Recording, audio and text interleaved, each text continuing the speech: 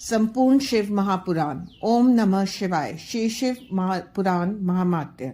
भगवान व्यास जी के प्रिय शिष्य सूत जी से शौनक आदि ऋषियों ने आग्रह पूर्वक शिव पुराण सुनाने की प्रार्थना की तो सर्वप्रथम सूत जी बोले, हे ऋषियों, आप सब लोग धन्य हैं जो आप में शिव जी की उत्तम कथा सुनने की प्रीति हुई है। आपके सामने उत्तम शिव भक्ति बढ़ाने वाले तथा शिव को प्रसन्न करने वाला काल रूप सर्प का नाश करने वाला रसायन रूप शास्त्र सुनाता हूँ। इस शास्त्र का वर्णन श्री शिव जी ने स्वयं अपने श्रीमुख से श्री सनत कुमार जी से किया, इसलिए इसे शिव महापुराण कहा है। इसके श्रवण पठन और मनन से कलयुगी जीवों का मन शुद्ध होता है तथा शिव में भक्ति दृढ़ होकर शिव पद की प्राप्ति होती है। हे महर्षियों, सब प्रकार के दान एवं यज्ञों के करने से जिस फल की प्राप्ति होती है वह फल शिव पुराण के श्रोता को अनायास ही मिल जाता है। इस ग्रंथ की 7 संहिताएं हैं और इसमें कुल 24,000 श्लोक हैं।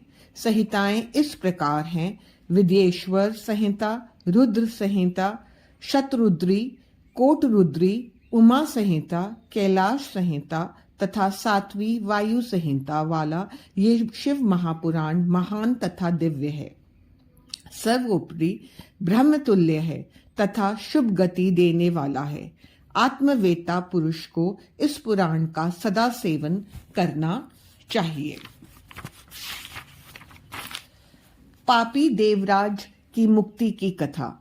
सूत जी बोले, हे श्रेष्ठ मुनियों, जो दुराचारी, पापी, कामी एवं दुष्ट जन हूँ वे भी इस कथा के दौरान शुद्ध हो जाते हैं।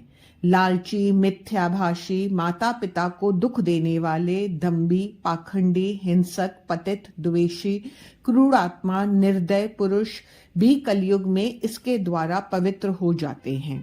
इस प्रसंग में एक प्राचीन इतिहास आपको सुनाता हूँ, जिसके श्रवण करने से सभी पापों का नाश होता है। किरात नगर में एक दरिद्री और दुराचारी ब्राह्मण रहता था, जो धर्म एवं देवों से विमुख था। संध्या वंदन तो क्या, वह स्नान तक भी नहीं करता था। उसने अधर्म के द्वारा बहुत सा धन इकट्ठा किया। एक बार एक तालाब पर स्नान करने गया। वहां एक शोभावती नाम की वेश्या भी आई हुई थी। वह उसे देखकर व्याकुल हो गया। वह वेश्या भी एक धनी पुरुष को अपनी ओर आकर्षित देखकर परम प्रसन्न हुई। वे दोनों स्त्री पुरुष चिरकाल तक कामावस्थ होकर विहार करते रहे। उस ब्राह्मण धाम को उसके माता पिता आदि ने बार बार समझाया, परंतु उसने उनकी एक न मानी। उस नीच ने एक दिन रात्रि में ईर्ष्या के कारण सोते हुए माता पिता तथा स्त्री को मार डाला और धन संपत्ति ले जाकर वेश्या को दे दी। देवयोग से वह प्रतिष्ठापुर में आया। वहां उसने एक शिवालय देखा जिसमें अनेक साधु जन एकत्र थे। वह ब्राह्मण वहां बीमार पड़ गया। इसी अवस्था में उसने एक ब्राह्मण के मुख से शिवजी की परम पवित्र कथा सुनी। 1 मास के अनंतर वह देवराज नामक ब्राह्मण मर गया। यमदूत उसे पकड़कर यमपुरी ले गए। उसी समय शिवलोक से शिवजी के दूत त्रिशूल लिए, भस्म लगाए, रुद्राक्ष धारण किए उसे लेने यमलोक में पहुंच गए और यमदूतों ने देवराज को छुड़ा लिया। फिर उसे दिव्य विमान पर चढ़ाकर कैलाश पर ले जाने लगे। उस समय यमपुरी में भारी कोलाहल हुआ। उसे सुनकर स्वयं यमराज वहां आए और साक्षात शिव के समान उनके चारों दूतों को देखकर उनकी यथाविधि पूजा की। धर्मराज ज्ञान के द्वारा सब कुछ जान गए थे। दूतों ने ब्राह्मण को ले जाकर दया के सागर शिव को अर्पित किया। हे मुनि, शिव की ये कथा परम पावनी है, जिसके श्रवण मात्र से महापापी ब्राह्मण भी मुक्त हो गया। अतः शिव पुराण की कथा को विधि पूर्वक सुनने से तो और अमर की प्राप्ति होती है। चंचुला की कथा। समुद्र के तट पर स्थित देशों के अंतर्गत वाशक काल नामक एक ग्राम के निवासी स्त्री पुरुष दुष्ट प्रकृति और पाप बुद्धि के थे। पुरुष पशुप्रति के और स्त्रियां व्याभिचारिणी थीं। उस ग्राम में बिंदुक नाम एक ब्राह्मण भी रहता था।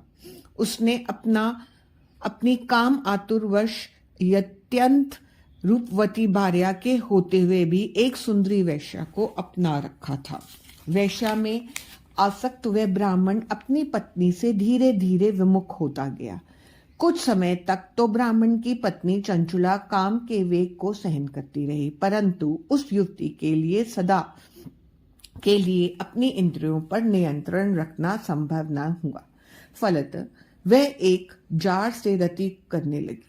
वह एक रात्रि को बिंदुक ने अपनी पत्नी को पर पुरुष के साथ रमण करते हुए देखा तो वह क्रोध से विक्षिप्त हो उठा।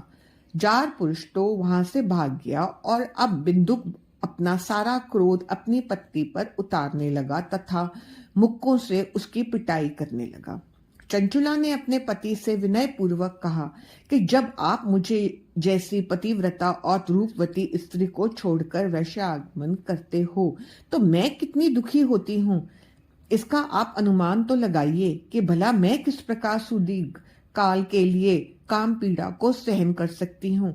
ये सब आप सोच समझ कर बताइए। पत्नी के वचनों को सुनकर दुर्भिद बिंदुक बोला, प्रिय, तुम्हारा विश्लेषण सत्य है। तुम निर्भय होकर जार पुरुषों के साथ विहार करो, परंतु उन्हें रति सुख देखकर बदले में उनसे धन कमाओ। उस धन से हम दोनों का बहुत लाभ होगा। चंचुला ने पति की आज्ञा को स्वीकार कर लिया और फलतः दोनों कुकर्मी हो गए।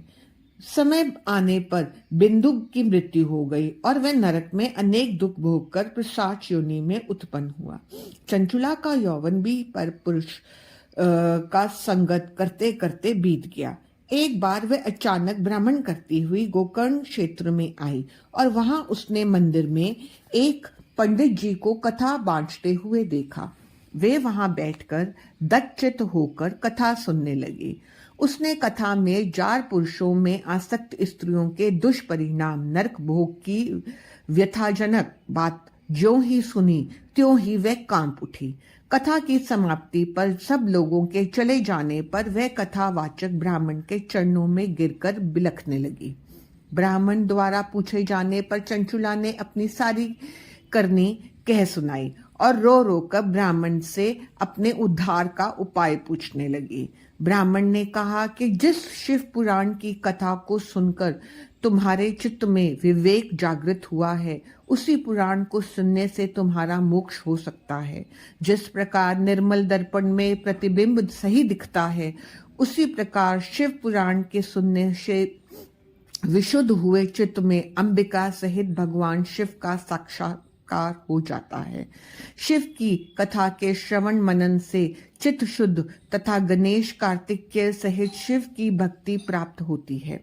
शंकर का भक्त उनकी कृपा से देव दुर्लभ मुक्ति पा लेता है। अतः हे ब्राह्मण स्त्री, तुम्हारे कल्याण का एकमात्र उपाय शिव पुराण का श्रवण ही है।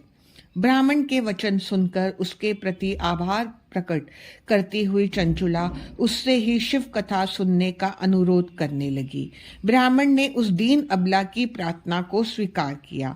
चंचुला ब्राह्मण द्वारा बताई विधि से स्नान करके वल्कल धारण करके शरीर पर भस्म लगा और रुद्राक्ष धारण करके तथा जितेंद्रिय होकर श्रद्धा भक्ति शिव पुराण का श्रवण करने लगी। इस प्रकार शिव के ध्यान में मगन होकर ही चंचुला ने शरीर त्याग किया और शिवपुरी में पहुंचकर उमा सहित भगवान शंकर के साक्षात्कार दर्शन किए। उसकी श्रद्धा भक्ति को देखते हुए पार्वती ने उसे नित्य के लिए अपना सामीप्य प्रदान किया।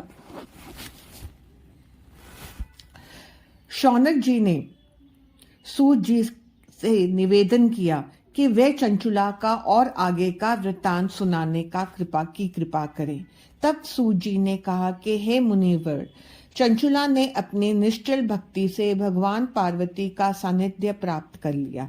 एक दिन उसने दया करुणा की स्तोत्र श्रवणी भगवती पार्वती से अपने पति के संबंध में जिज्ञासा की, तो भगवती ने उसे बताया कि बिंदुक नरक की अनेक यातनाएं भोगने के उपरांत इस समय पिशाच योनि में पड़ा हुआ कष्टमय जीवन बिता रहा है।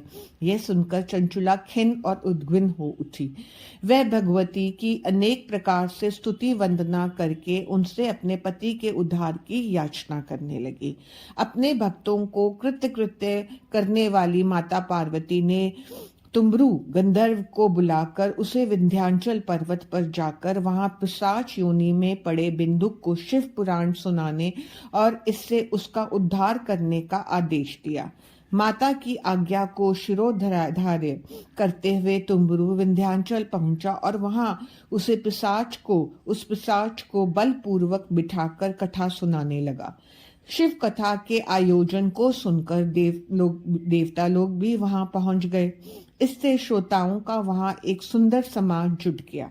तुम्बरू से शिव कथा सुनकर जहां अन्य सभी उपस्थित सज्जन कृत्य हो गए, वहां बिंदुक निष्पाप होकर पिशाच योनि से मुक्त हो गया। बिंदुक अब निरंतर शिव जी का गुणगान करने लगा। भगवान शंकर ने उसकी अचल प्रीति को देखकर उसे अपना गण बना लिया। सूत जी बोले, हे शौनक महाराज, इस प्रकार इस शिव पुराण की कथा बड़े से बड़े पापियों का उद्धार करके उन्हें सद्गति प्रदान करती वाली है। अब मैं आपको इस पुराण को सुनने की विधि बताता हूँ, क्योंकि विधि पूर्वक संपन्न कार्य अतुल सिद्धदाता होता है।